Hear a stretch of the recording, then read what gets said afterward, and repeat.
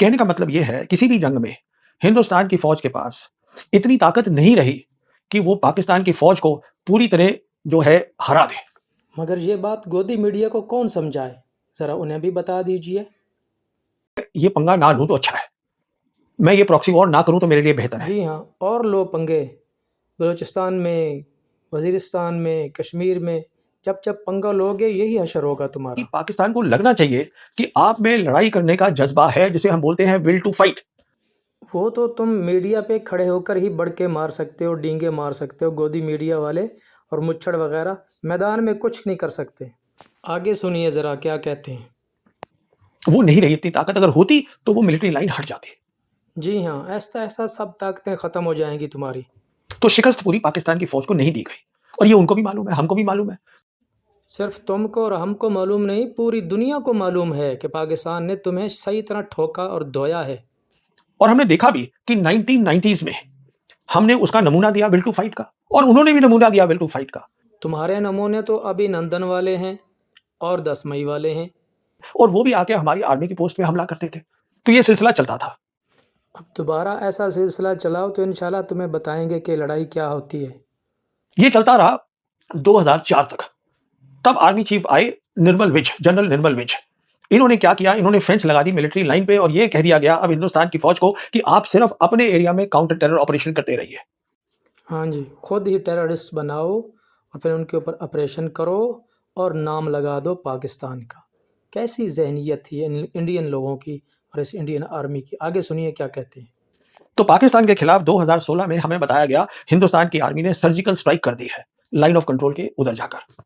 ये हमें बताया जो हमारे उस समय director general military operation lieutenant general Ranbir Singh थे, उन्होंने हिंदुस्तान की प्रेस को बताया। पर उससे पहले पाकिस्तान को यह बता दिया कि अब जो हमने किया है इसके अलावा हम कुछ करने वाले नहीं है। तो हमने पाकिस्तान को पहले यह इत्तला कर दी कि लड़ाई करने की विल टू फाइट नहीं है। हाँ जिंदाबाद। देखा ना, इनके अंदर यही क्षमता है। ये कहते हैं ना हम शक्तिशाली देश हैं और हमारे अंदर लड़ने की बड़ी क्षमता है। क्षमता, ये जो क्षमता इनकी है ना, वो पाकिस्तान ने निकाल दी। इनका एक मुच्छड़ है जनरल बख्शी, वो भी डींगे मारता है बड़ी बड़ी, और उसने भी कबूल किया है कि अभिनंदन की वाले मामले में ना पाकिस्तान को हमारा नुकसान पहुंचाया था। उस वक्त नहीं मान रहे थे, अब सब कुछ मान रहे हैं। ज़रा आगे सुनिए क्या कहते हैं। तो ये सारी चीजें पाकिस्तान ने देखी, समझी, और चीन ने भी समझी। उसके बाद बालाकोट हुआ 2019 के अंदर। अब सवाल ये था कि 1971 के युद्ध के बाद, लड़ाई के बाद एयर पावर का इस्तेमाल नहीं हुआ था। अरे हर दफ़ा तो तुम स्ट्राइक के बहाने और एयरफोर्स का इस्तेमाल करते हो, लेकिन तुम्हारे त्यारे ही क्या करें, तुम्हारे त्यारे उड़ते ही ठुस हो जाते थे। तो पाकिस्तान की साइड तैयार नहीं थी कि अचानक रात को जो इंडियन एयरफोर्स है वो बालाकोट पे स्ट्राइक कर देगी। कहाँ? किसी सैन्य ठिकाने पे नहीं, सैनिक ठिकाने पे नहीं, जो टेररिस्ट के जो उनका इंफ्रास्ट्रक्चर है, जो मदरसा थे बालाकोट में, जहाँ पे वहां पे अटैक हुआ। वहाँ कुछ नहीं था सिवाय 4 कौवों के तुमने और 3 दरख्तों के शहीद करने के अलावा कुछ नहीं किया। तुम्हारा सारा निशाना ही गलत था। पूरी दुनिया के मीडिया ने देखा था उस वक्त। अगले दिन सुबह पाकिस्तान एयरफोर्स ने भी अटैक किया, उन्होंने खुलेआम दिन में किया और सैनिक ठिकानों पे किया हिंदुस्तान में। जो हिंदुस्तान की एयरफोर्स ने कबूला कि जो पाकिस्तान एयरफोर्स ने किया है वो जंग का ऐलान है, एक्ट ऑफ वॉर। पर हमने कुछ नहीं किया। तुमने क्या करना था?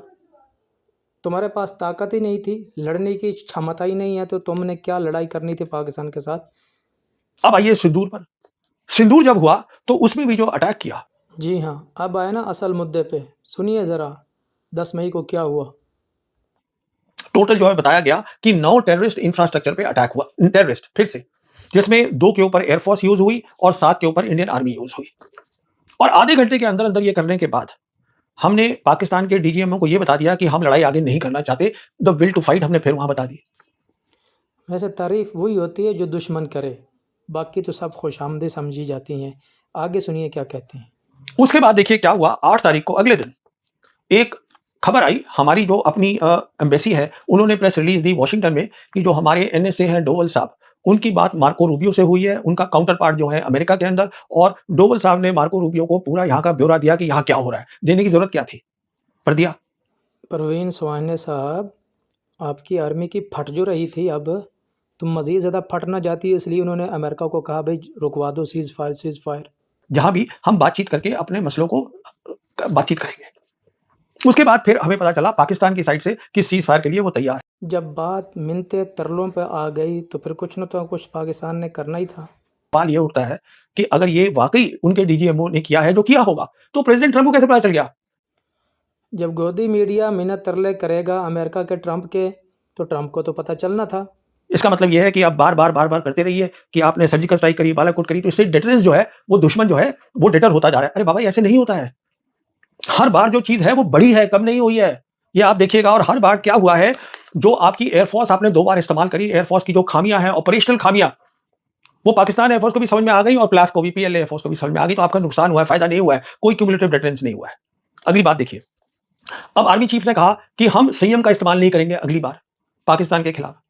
पहली बार क्या हुआ था? दुनिया ने देखा। आपकी लड़ाई देखा दुनिया ने, आपने देखा जी पाकिस्तान हाँ, के साथ। पाकिस्तान के साथ पूरी दुनिया खड़ी हो गई, क्योंकि फातेह के साथ तो सब खड़े होकर सेल्फी बनवाते हैं, हारे हुए को कौन गले लगाता है। आगे सुनिए ज़रा। अब मैं इसमें और ज़्यादा नहीं जाऊँगा, इतना ही कहना काफ़ी है कि अगर चीन बार-बार बोल रहा है, तो पाकिस्तान और चीन की जब एक साथ खड़े होंगे, तो हम कुछ ख़ास नहीं कर पाएँगे। तेरा बाप